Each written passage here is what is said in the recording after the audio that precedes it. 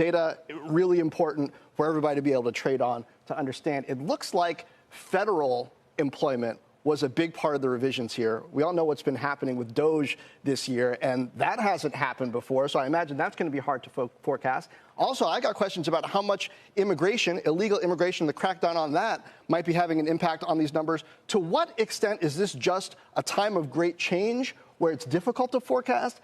If so, how should investors factor that in to how they plan things going forward?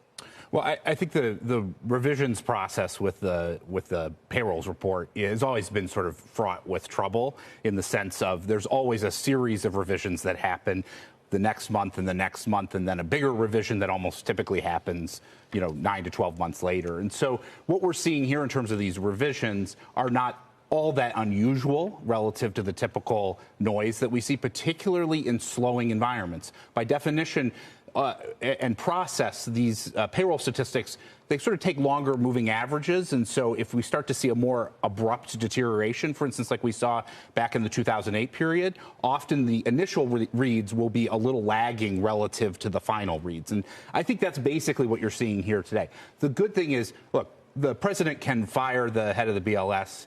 They can engage in political manipulation around these statistics.